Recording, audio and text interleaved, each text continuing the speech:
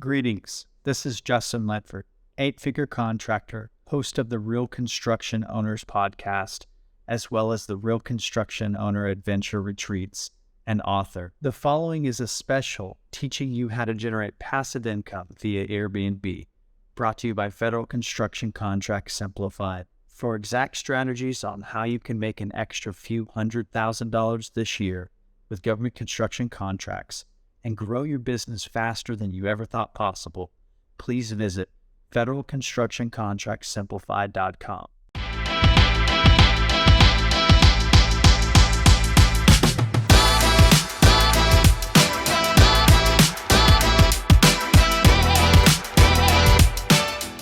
Welcome to the Real Construction Owners Podcast, where we interview real construction owners and individuals who can help us succeed.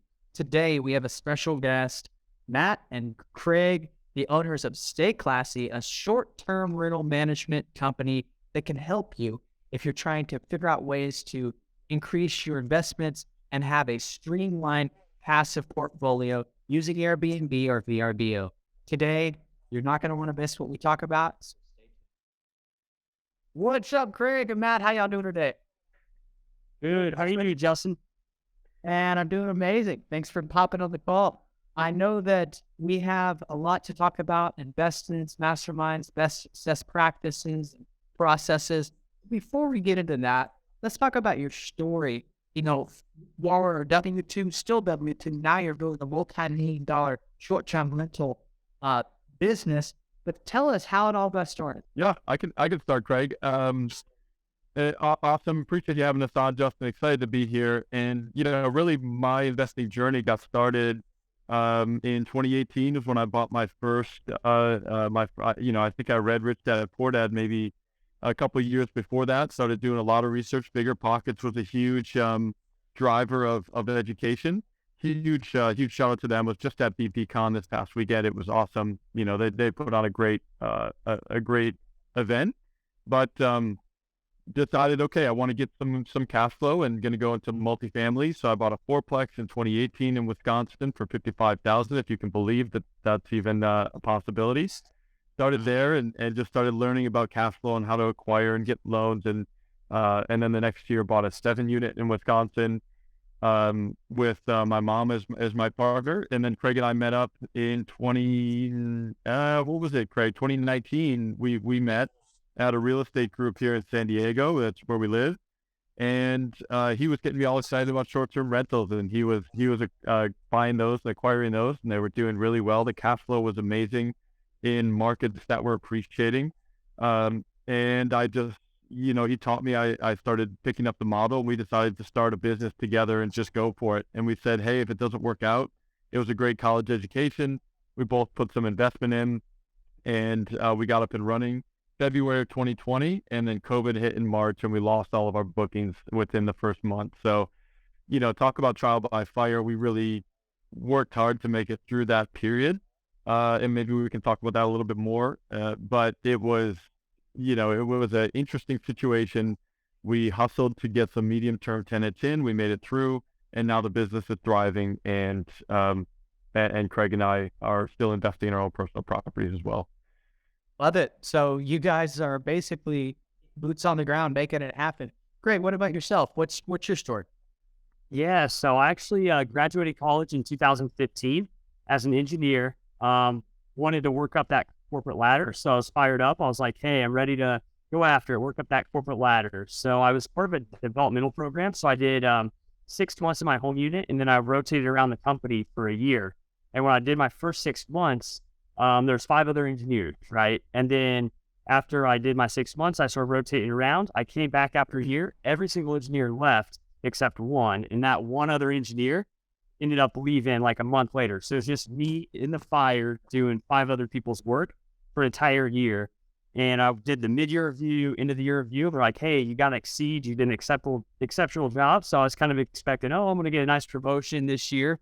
Went into that meeting, and he's like, you did an excellent job, but since you got a promotion last year, you're not eligible for a promotion this year. So I got a 3% raise, which I was happy with the 3%, but I was like, this is not what I want to do for the next 40 years of my life. So I just started looking. So I was just reading books, and like Matt, I read Rich Dad Poor Dad, and just like a light bulb went off in my head. I was like, rental properties to make money on the side of an engineering job, it just makes sense. Build long-term wealth through like appreciation as well. So read that book and was focused on getting like a long-term rental. And then just in the meantime, while I was doing research, I was just booking these Airbnbs. I was booking Palm Springs trips. I was booking ski trips. And I'm seeing what we're paying. I'm like, we're paying like $1,200 for 3 nights. I'm like, if this host just rents out on the weekends, I was like, they're probably clearing 4 to 5K, not even counting the weekdays. And then I was just going on Zillow, looking up the purchase price, their mortgage. And I'm like, this host is probably cash flowing 3 to 4K a month. So that's when another light bulb went off in my head. I was like, I have to get an Airbnb rental property for the cash flow and then in an appreciating market where jobs are going, where people are going. So that was kind of the light bulb that went off in my head. So I started looking. I was like, I knew Nashville. I knew Amazon was moving there. A lot of other vendors were moving there. A lot of other companies were moving there.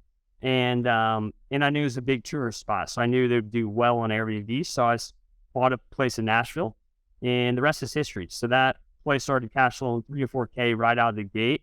And I was just like, all right, I need to scale this business. This is something I see myself doing long term.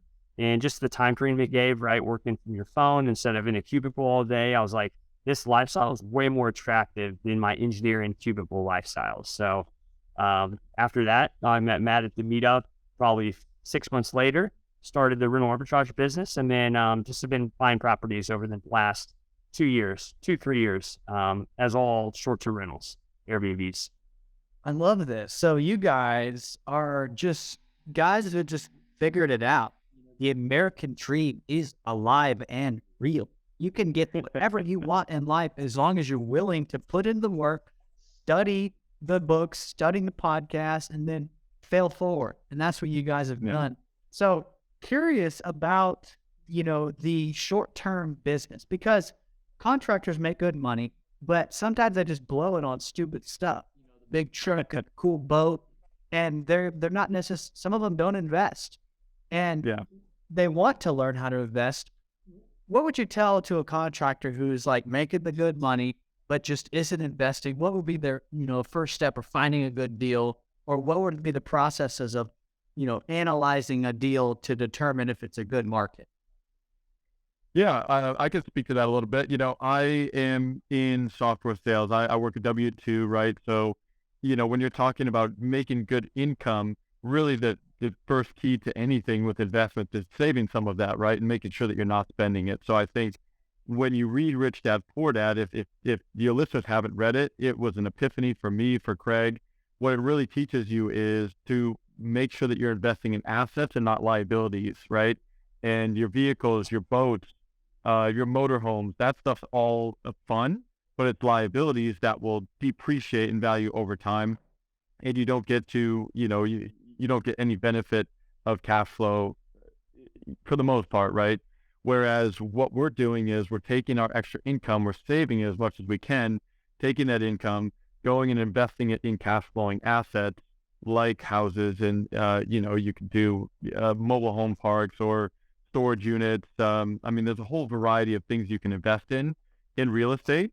And that cash flow, you're essentially taking a chunk of cash today, which is that the value right now is going down really fast with inflation. So if you have 100,000 today, it's going to be worth 92,000 next year at an 8% inflation rate, right? So we're basically saying, how do we hedge against that? How do we take that chunk of cash, turn it into buy an asset that will appreciate in value, but then pay us every single month so that we have the flexibility and the freedom to live life like we want to live. That's the high level concept. Craig, I don't know if you had any other thoughts on that. Yeah, no, you nailed it, Matt. And like you said, there's nothing wrong with buying boats, nice cars and stuff, but instead of buying it with your active income from your W-2 job, buy assets that produce you income, and then buy those toys with that income that your assets are producing. That's another huge takeaway I took away from is either Rich Dad Poor Dad or the Cash Flow Quadrant by Robert Kiyosaki. He's just like, you can buy all the fun toys and stuff, but just make sure it's the money from that your assets are producing to buy those things. So I think that's huge. So if you like toys like I do, you just got to buy them with your assets after you purchase those. That's so important. As a contractor, we make good money, but what you just said is buy an asset that gives you, $500 or $1,000 or $2,000 a month passive income, and with that passive income, take a slice of it and go buy the toy. Don't buy the toy that's not going to give you any money. Buy the asset that's going to give you the monthly money, and take a slice of that monthly money and put it into the actual toy, and you still got this much money left over coming in passively. I love that. Right. And then the beauty is that you can buy that same asset, can buy all the toys for you and your kids and your family the rest of your life, and then you can pass it on to them. So there's no end date to that. It just continues to build and grow. And I think for construction or contractors especially, you are in a perfect location. I mean, your skills are in a perfect area to complement buying assets, right? Because you're able to go into any sort of real property like the ones I mentioned before and improve it. You have the skills to go in and force the appreciation instead of sitting here and waiting, oh, is the housing market going to go up or down, over the next 5 years? Who really knows? But if you come into a property that needs some work and you improve that property and you make it one of the nicer ones in the neighborhood, or one of the nicer ones in that market, then you will be forcing the appreciation and creating a lot more income and wealth and cash flow for your family. So, Craig, curious about other appreciating markets that you have did some research on. I know you mentioned Nashville. What are some other ones? Yeah, I think my top 3 favorite markets right now are Nashville, Scottsdale, and San Diego. I think all 3 of those markets are doing really well.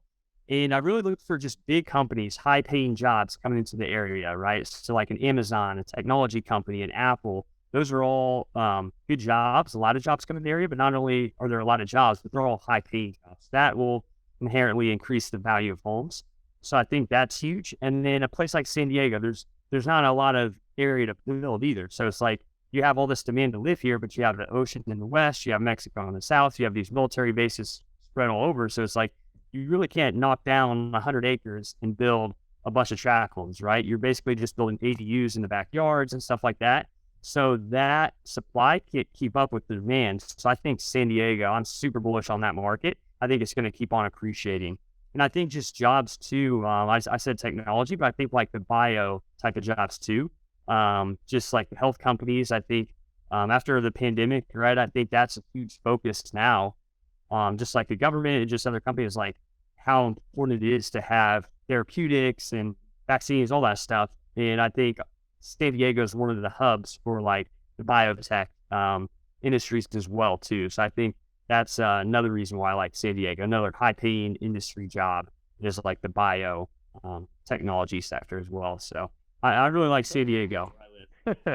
Any of us got it all. You got snowboarding, you got surfing, you got the chicks, you got the good boobs. What else? What else? That's what do you want? You nailed it. Hey, I'm married, so I'm just saying, like, that was 20 years ago. So, Same here. That's all, Craig. I'm curious, guys, about the challenges that people are facing within Airbnb. I've heard some article or something where, they might change things. I don't know much about it. I do have a couple of Airbnbs that's managed by somebody else. But is there any challenges that are foreseeable in the future with, giving them all the ability to own your, who comes in and the liabilities of some breaks, and the challenges of getting stuff fixed? Yeah, there's a lot of things that you can go through your mind to say, oh, I don't really know what's going on there. What could be happening? And you realize over time, Craig and I have hosted thousands of, different guests. I mean, thousands of stays and probably tens of thousands of guests at this point. A vast majority of people are great people. They clean up after themselves. They're respectful. They're on vacation. They want to have a good time, and they appreciate that we've given them a really great, well-designed space to enjoy and create fun memories. Yes, there's always a few people that are looking to take advantage, and you have to keep an eye out for those people. But, you put processes in place to try to avoid that or address those scenarios when they come up. When there's damage, you can submit a damage request and you get reimbursed by the guest or by Airbnb or VRBO if you're using them as well. We use both. So there's a lot of fears that we can answer and walk through that kind of stuff without much of an issue. Craig, I don't know if you had anything else there. Yeah, I'm curious. Let's go a little further into that. What processes do you guys have in place to protect those weird people that very rare do they come into the app. But what process?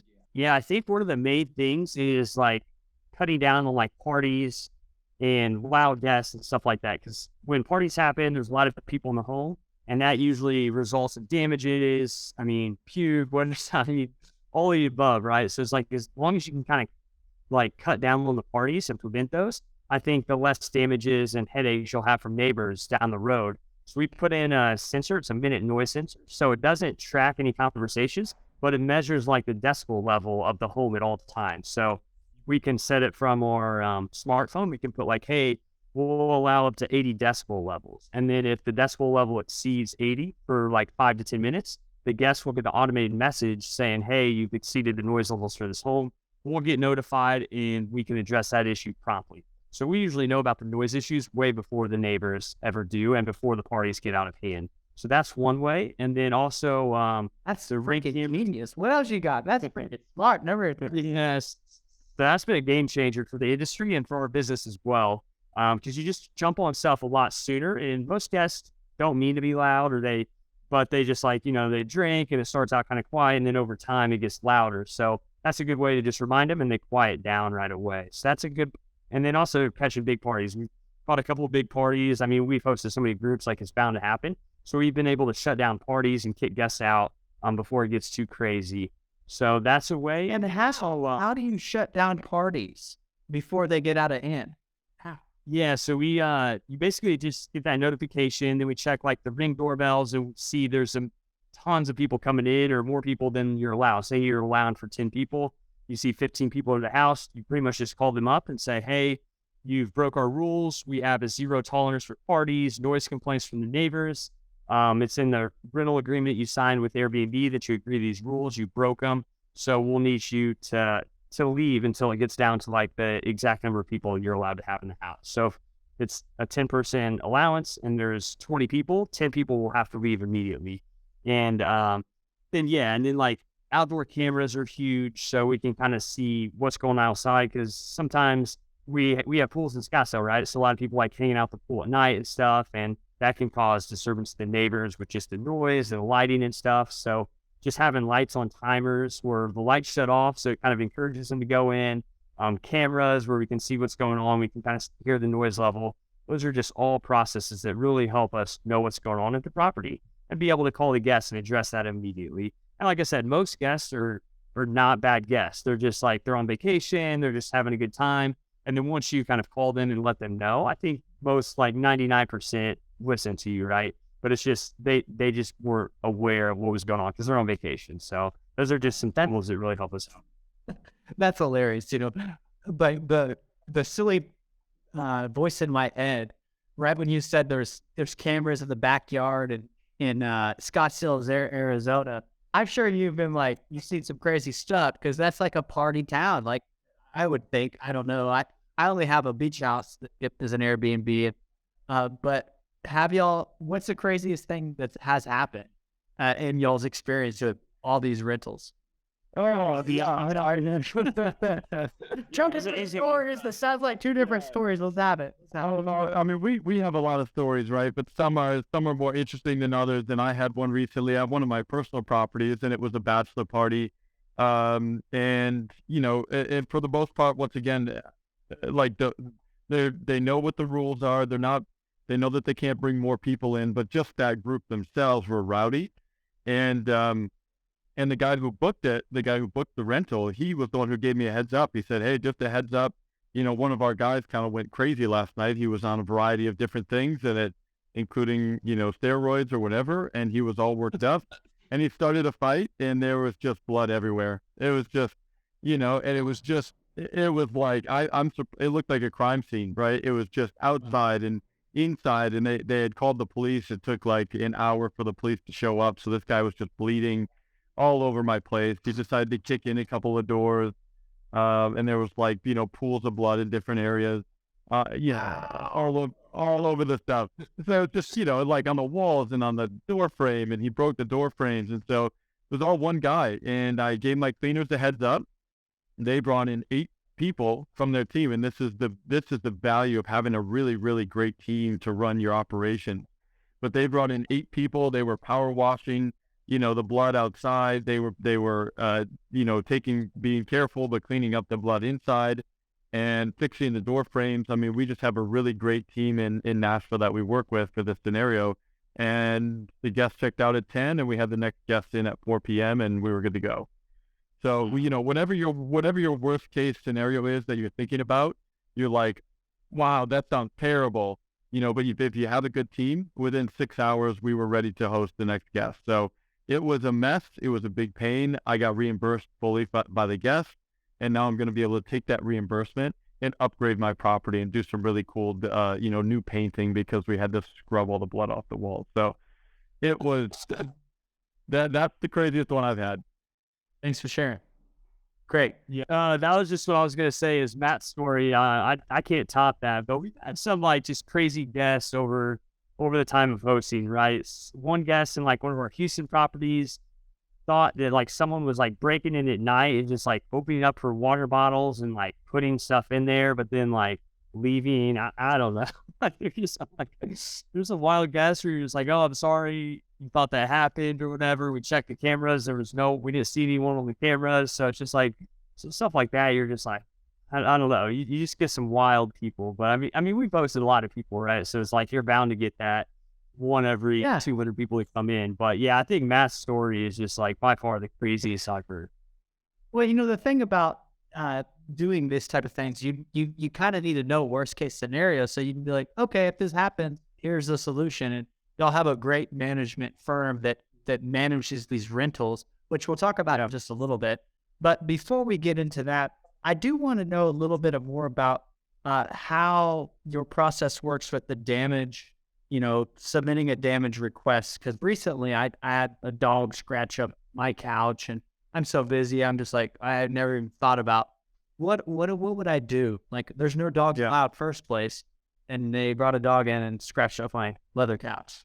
Gotta love it when they bring the pets in. Craig, you want to go through the damage request? Yeah. So Airbnb thankfully has an awesome I think it's called Air Host guarantee for insurance claims. So basically, you just go online and you just say, hey, start request. So you just document. So you want to have cleaners document everything. Right? Take a bunch of pictures, have a really detailed description.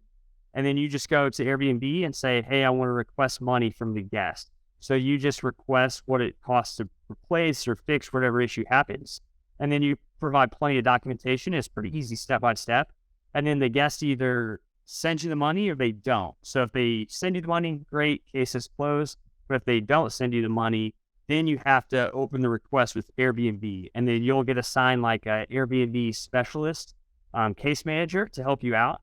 And then once that case manager picks up your case, if you have everything documented, you have pictures, they usually just approve it and you get paid out within a couple of days. But if it needs more information, maybe they need an invoice to the cleaning company or more descriptions or more pictures, you just have to upload that within 30 days and then they'll reimburse you. So it used to be kind of rough because you had to submit everything before the next guest checked in, right? So you had 3 to 4 hours to submit all this information, but they really opened it up, I say, in the last year where you have 30 days to submit everything. And as long as you submit everything in that 30 days, you're good to go. And they'll just cut you a check on your next payout and you're good to go. And VRBO is pretty similar to Airbnb. It's a little more manual. It's not as straightforward, just clicking through stuff. But it's just basically you fill out a 1-page sheet for insurance and then same thing, they'll cut you a check for the next guest that comes through. So that's awesome. We've had great experiences so far with that, as long as you provide them the relevant information. Yeah, and I asked because I want to put people's fears to rest. With having a short-term rental myself, it's not a big issue, but now I know the solutions. Thanks for sharing. Well, Justin, and I think in your scenario, people get concerned about damage to things, but in this scenario where the couch was ruined, right, by scratching or whatever, you, whether it's through the guest or through the host guarantee, the insurance, right, that Airbnb or VRBO has, you would get a brand new couch. So not only is it replacing or fixing the issue, but you're getting a brand new piece of furniture that's going to, last much longer. So you actually get to improve the place when there's damages. So sometimes I'm not upset at all when there's damage. I say, okay, great, I get a new couch or a new table or whatever this time because somebody stood on the coffee table and it broke. So you never really know what's going on. I definitely need to start that process because it's 2 couches. They're both really old, and one of them is now kind of scratch hot. But if I fix that one, now that one's going to stand out. It's going to be 2 different color couches. So, Yep. definitely something to look into. And another thing too, I was just going to add one more thing to that too. They also started paying out for damages that affect the next group, right? So say the group of 4 smokes weed in your home, and the next guest that comes in has a 3-night reservation, and they want to cancel because the house smells. You can submit that in the damage request, and Airbnb will pay you out for those missed nights or those cancellations. So that's just another thing that's just like they've upgraded in the past year. They didn't used to do that. And just within the last 6 months or a year, they started paying you out for nights that got canceled due to guest damages. So that's just another row of it. Love it. So let's talk about Stay Classy. What is Stay Classy, and how can it help our audience? Yeah, I mean, we're out of San Diego, right? So Stay Classy, if you've seen Anchorman, that's where we came up with it, and that's where we started our business. We started managing properties here in San Diego. It's beautiful. It's a fantastic market for rentals. And then Craig and I were buying in Nashville, so we expanded to Nashville and picked up through referral more clients. Same thing with Scottsdale, Phoenix area, and we have a good amount in Houston as well. So at this point, we're open to working with anybody who is, looking for someone to help them out. Even if they're not in one of those markets necessarily, we can take a look at the property. And our goal is that when we're managing the property, the owner is not having to do anything, right? They're just seeing, here's how much income came in. Here is the expenses for this month. Here's what and then you get deposit in the account, the difference, right? Whatever's left over. So the goal is to increase cash flow as much as possible, get much more than you would renting out long term without having to worry about management or damages or turnover. We handle all that stuff with the cleaners, the maintenance, the other vendors, any maintenance requests. We handle everything. You would get the cash flow as the owner and the tax benefits that come along with short-term rentals, all that good stuff. So we take care of all the hard stuff, and you really wouldn't even hear if there was a damage, unless it was a major damage, something like that. So we want to make it as easy as possible. And, we're working with some flippers specifically. So, specific to your listeners here, we're working with flippers who are getting stuck with their houses in markets that are cooling off really fast because the interest rates are going up in the States. So instead of offloading those properties at a loss, what they're doing is they are working with us. We're setting it up to rent out short term to be able to get them some cash flow, be able to cover their costs. They are financing. They're refinancing into better terms, longer term financing out of the short term hard money loan, and we're getting them cash flow to cover all those expenses plus more. And then next year they can decide and say, hey, we've just moved from short-term capital gains into the more preferable long-term capital gains rate. So now we have saved money on taxes. Now we're back into a good buying season, and we might consider selling then at that point when we can get our money back. But most of the ones we're talking to are saying, hey, this strategy is working out great. We have no need to sell anymore. Now we're going to switch from flipping these properties into burning them. We're just going to keep them. We'll use the income coming from short term to refinance out, and we'll just keep repeating it. So cash out, refi, and move on. That's awesome. Sounds like you have a very unique niche. Airbnb arbitrage directed to flippers who are in a tight spot. Yep. That's brilliant. What made you think of that? It was talking, we go to these meetups, on a regular basis. So you just talk to people and you learn what they're running into. And Craig and I know the strategy really well. And so we're applying our strategy and our knowledge of what we think any market can perform into where someone else is struggling. So they're saying, market's cooling off. I'm kind of getting stuck with these, not sure what to do with them. And then we can say, well, we think that this model might work and could be a long-term exit strategy for you instead of you trying to take a loss on a flip. Yeah, and just to go off what Matt said, I mean, these properties are in amazing condition, right? They're just flipped, so the finishes are awesome. They set up really well for Airbnb. And some of the flippers we work with, they're more short-term, like, hey, I plan on selling in a year or two. So instead of investing 25, 30K into furniture, we started doing furniture rental.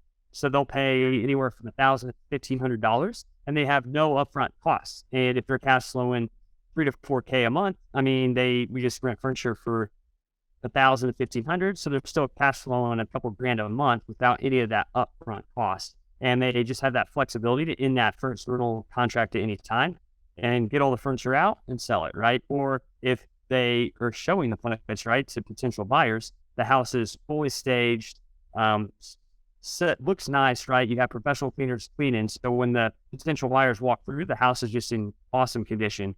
So it just works out really well for that audience and that model for them. That's awesome, man. So what would you say are 2 to 3 areas an owner of a construction company should focus on how they can create a horizontal or passive income through the short-term rental? What would be those 2 to 3 areas that owner should focus on?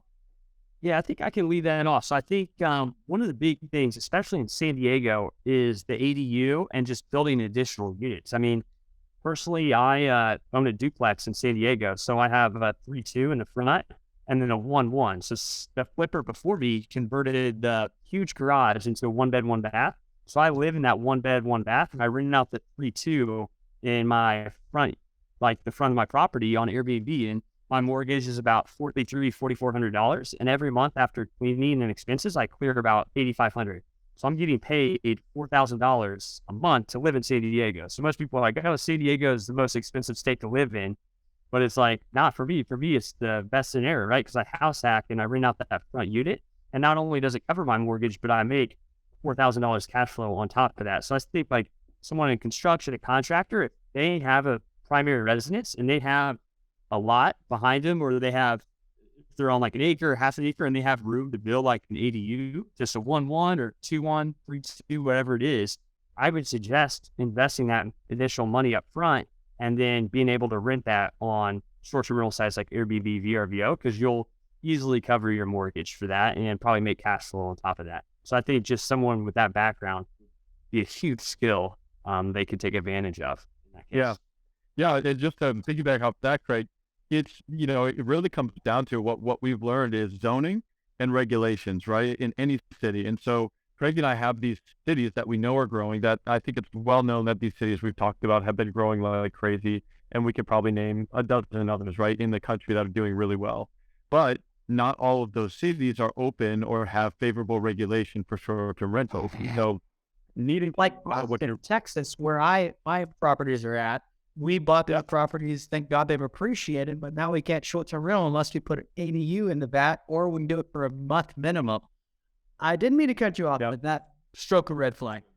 Yeah, exactly. So, I mean, in Nashville, where we are really successful there, Nashville has really strict regulations, and having regulations is not necessarily a bad thing. What it does is it constricts the supply. And so when you think about supply and demand, having regulations will constrict the supply, and demand in Austin and Nashville will continue to go up. So if you can work within the regulations and get the proper type of zoning that allows you to rent out, now you've just jumped into a really lucrative environment. And so like what Craig's saying is the zoning and the regulations go together, where regulation is determining what zoning you can do this, what opportunity there is in specific types of zoning. So each city we're in, we know the regulations and we know the zoning requirements, and we're hearing of people that are being really successful with the ADU strategy, with taking a couple of lots, taking them down, building out a new development, annexing them into another city. We just heard that one, which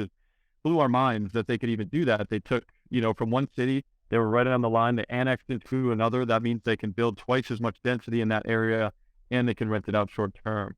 So that's where having somebody like Craig and I, to partner with is great, because him and I know that short-term rental area really well, and we can come into any market and do some really quick research on regulations and zoning, and then partner together and say, where do we feel the opportunity is in this city? It's different in every city. Curious, best locations, areas in Houston to have an Airbnb? We're on the energy corridor out west, and so we have some west and northwest. It's not so much, to tell you the truth, it's not so much necessarily the area in Houston, because Houston is not a big vacation market. It's pretty steady for the most part. It's more so, what are your amenities? And what we found is that the larger the home, the more revenue you can produce, right? So you get a much higher multiple if you're able to have more guests there, because multiple families can share the cost. And then we just added one with a pool recently, and that one with the pool is doing way better than any of the other ones that we have in that city. So you really want to pay attention to what amenities are going to do well in specific markets. So it's go for like a house with the pool in Houston. There's really not much to do. We go to NASA, go to the museum, go to the zoo. I have property there, and I've considered buying more, like an Airbnb out there. Where should I buy? Yeah, I think anywhere close to like hospitals, big companies that you have work travelers, I think that's always a great resource, right? To be close to those areas where you can pick up some of that clientele base. But I think bigger is better when it comes to Airbnb. You want 4 or 5 bedrooms. You want to sleep 10 to 12 people. That's where we're seeing the biggest difference. Like we have a couple 3 bedrooms in awesome areas in Houston. They're kind of struggling as far as getting bookings in because they don't have a pool and they don't have those amenities. But when we have the 4 or 5 bedroom houses in Houston that have a pool, those places are absolutely crushing it, just because you get bigger groups coming in. And when you think heads and beds, it's like you split $1,000 up between 5 people or $1,000 up between 10 people. It's a lot more cost effective to amortize that cost over more people. So I think just the bigger homes you can get, the better. And then the amenities like the pool and stuff, you get a lot more families come in to just spend more time in your house with that. So I would say location is important. You just want to make sure you're within 10 minutes of like driving distance to the main attractions. But I think the amenities and bedroom count are the big things when it comes to like Houston and just like other markets in general. Yeah, one other thing I'll mention there as well, because Houston, and Texas in general, is a big HOA state, right? There's a lot of HOAs. They're building these pretty large developments, and they have all these amenities that are included in those neighborhoods. You really, when you were talking about regulation, that includes HOA. You need to know if you're in an HOA area. You need to know if you're in it. You need to know what their rules are, what their regulations are, because a lot of times they do not want short-term rentals in that residential HOA, which is the right of the HOA to decide that. So just another form of regulation to keep an eye out for. Love it. What's an expensive scenario that you guys unfortunately haven't experienced, but the beautiful lesson that you learned from it? Yeah, I think I can lead that one off with my Nashville property. So like me and Matt have talked about, regulations are so key to really understand your market's regulation. So in Nashville, they have a permitting system. So every year you have to renew your permit to be able to rent short-term rentals, right? Well, so this last year, they went from like a very old school, like mail in a check, fill out everything and send it in through the mail. And they moved to an online system. And in years past, they always send you like a reminder, like, hey, remember to renew your permit. They'd always send it like 30 days before. No issues. I would literally just sign, mail a check in. It would be 10 minutes and I would have my permit renewed. But this past year, they moved to an online system, so they no longer sent those reminder messages in the mail, right? So I had no clue my permit was coming up for expiration. I ended up missing the expiration date, and I was renting my property out without a valid permit because it was expired, but I had no idea. And then one day, the guy from the city, Nashville Metro, hit me up, and he's like, hey, you've been renting out your place without a permit. You're getting a year suspension from renting out short-term rentals. So I was like, oh man, I was like, this is a disaster. So I had to fight it. I had to spend thousands of dollars to go appeal this. And they took my suspension down from 12 months to 6 months. So it still sucked. It was still 6 months I had to rent out long-term. And the difference between long-term and short-term in Nashville, I was renting out long-term for $3,000 a month, but I was getting $7,000 a month on short-term rentals. So it wasn't really, I was like losing money because my mortgage was like $2,100. So I was still cash flow pretty good, but it's just like the opportunity lost from $4,000, probably $3,000 to $4,000 a month I was missing because I didn't have a valid permit and I had to move to the long-term rental strategy for 6 months until my permit became renewed or valid again, right? So that was just a huge lesson I learned on just make sure you're abiding by regulations because the city or government HOA will just take that out at any time and your income source will be just completely wiped away. Right? They don't care your excuses, anything that happened, right? They're like, the rules are the rules. you have a 6-month suspension. So that was just a very expensive lesson I learned early on that I'm not going to make again. Thanks for sharing.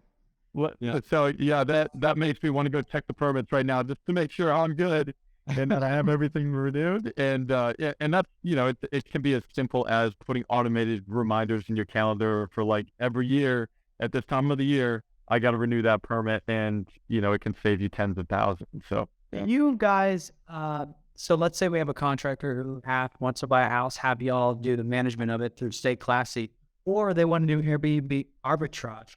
Explain to them about that and how they can still sub you out to be the management firm. Yeah, so let's just define the two differences, right? Arbitrage they're both viable strategies here. If you are the developer or the builder, and let's say you're building 10 homes at one time, and you plan to get them all leased out, or sell some of them, maybe lease some of them, keep some of them. If you wanted to do arbitrage, essentially what you would do is we would sign a lease in our company name, like a 3-year lease or 2 or 3 year lease, with the understanding that we would be able to rent the unit, the house, and then we would short-term rent it on the back end, right? Or corporate rentals, medium to short-term rent. The benefit to the builder is that they get guaranteed rent. It comes in every single month. They don't have to worry about anything. We take care of all the maintenance. We get it professionally cleaned on a regular basis. So then they're going to get it back at the end of the lease in as good or better shape than it was, prior to them giving it over to us. And then as far as the banks are concerned for refinancing, they're going to have an annual lease. That's what they like to see in order to justify a refinance. So we can work with the builder or the construction company to determine what is the rent that you need in order to get a certain valuation that you're looking for. And then Craig and I can determine whether that makes sense for us to do something like that. Arbitrage, right? The difference between long-term rent and short-term rent. Craig and I do all the hard work, and we make the profit on the difference in short to long. Management is different. That's where whoever owns the property is saying, I want to share in some of the cash flow from this property. I'm willing to put in the upfront investment to design and build, and instead of put up all the furniture and put in the initial investment that it's going to take to get this up and running. And then Craig and I will just come in and create the online platform, the marketing presence, and then manage all the host, guest communication, everything that happens. We just take a certain percentage of the gross income in those scenarios, and then everything else goes back to the homeowner. So instead of a set amount each month, it's going to fluctuate based on, high and low season for that market, which is different for every single market. So you either arbitrage and you get a very steady income, or you do it's a management model and it's seasonal. Yeah, and just to go off, Matt, to the pros and cons, if you hire us as management, you're going to have to put all the upfront costs in the furniture design and everything. So it's more upfront costs, but you're going to get a lot more cash flow per month. The arbitrage model, you don't put any upfront costs. You just lease the property vacant, and then you just get a set rate, like Matt was saying. So those are kind of just depends like how much money the builder wants to put in. Well, so that's awesome. Guys, this has been a blast. So much information you covered on this podcast today. Matt and Craig with Stay Classy, basically a short-term rental management company that can help you if you're a contractor that wants somebody to do the work for you, and you just get to show up and collect an extra income. This has been fun. Thank y'all so much for being on the Real Construction Podcast. Thanks so much, Justin. Appreciate you having us. Justin. I hope you enjoyed this special episode presented by Federal Construction Contract Simplified, the book. If you found this episode helpful and inspiring, please consider subscribing to this channel, leaving me a comment below, and supporting my vision by getting your copy of my book by going to federalconstructioncontractsimplified.com. I look forward to reconnecting with you soon.